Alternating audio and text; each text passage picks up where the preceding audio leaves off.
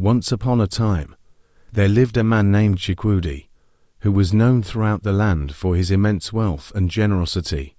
He and his wife, Adoku, were beloved by many, yet they harbored a secret sorrow. They had no children to share their love and legacy with.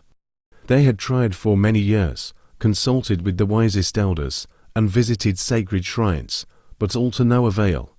One evening, as Chikwudi was returning from a distant business trip, his car suddenly broke down on a lonely path deep in the forest.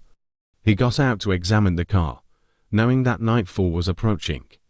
As he worked, a faint but distinct sound reached his ears, the cry of a newborn baby. Startled, he listened intently and followed the sound through the thick underbrush. To his astonishment, he found a baby boy, wrapped in vibrant fabrics, lying in a basket. The child was pale and malnourished, his tiny body frail and weak. Chikwudi looked around, calling out to see if anyone was near, but the forest was silent. He wondered what could have led to such a heartless act of abandoning a helpless infant. Moved by compassion, Chikwudi carefully picked up the baby and carried him to his car. After a few attempts, he managed to get the car running and drove straight home. Upon reaching his house, he informed Adoku of his discovery. They decided to bring the matter to the attention of the king, Eznamdi. Chikwudi and Adoku presented the baby to Eznamdi, explaining how they had found him alone in the forest. The king, a wise and just ruler, was deeply troubled by the tale. He decreed that, if no one claimed the child, Chikwudi and Adoku could raise him as their own. The couple readily agreed, hoping that one day the child's parents would come forward, but also prepared to welcome him into their family if no one did. Years passed, and no one came to claim the boy. Chikwudi and Adoku named him Echena, meaning God's will, and treated him with the love and care they had longed to give. Echena thrived under their care, growing into a handsome, intelligent, and kind-hearted young man. He was well-educated and well-mannered, respected by all who knew him. One fateful day, a couple, Amaka and Nika, arrived at Chikwudi's doorstep. They claimed to be Echena's biological parents. They had heard rumors of a rich man who had found a baby in the forest many years ago and realized that it was their child.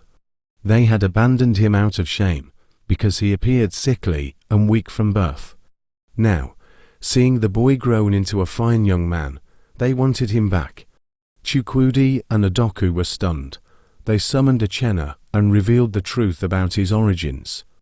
Echena listened in silence, his emotions in turmoil. Emeka and Nika pleaded with him to return with them, to reclaim his rightful place in their family. Echena, torn between gratitude to his adoptive parents and curiosity about his biological ones, asked for time to think. Days turned into weeks as he grappled with his decision. He visited the places of his childhood, recalling the love and care Chikwudi and Adoku had lavished upon him. He also visited Emeka and Nika's home, trying to understand their motives and the life they could offer him. Finally, the day of decision came. Echena stood before both families, his heart heavy but resolute.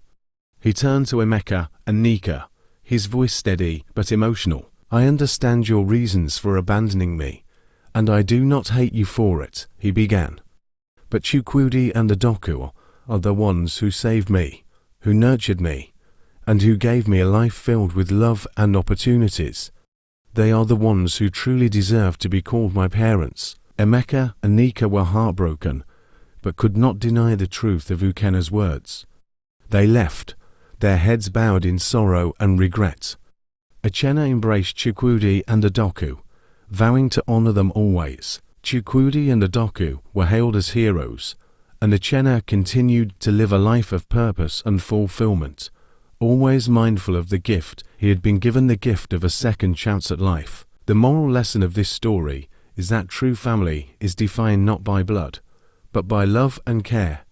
When we show compassion and kindness to others, especially those in need, we create bonds that transcend biological connections, because it is the acts of love and selflessness that truly make us family.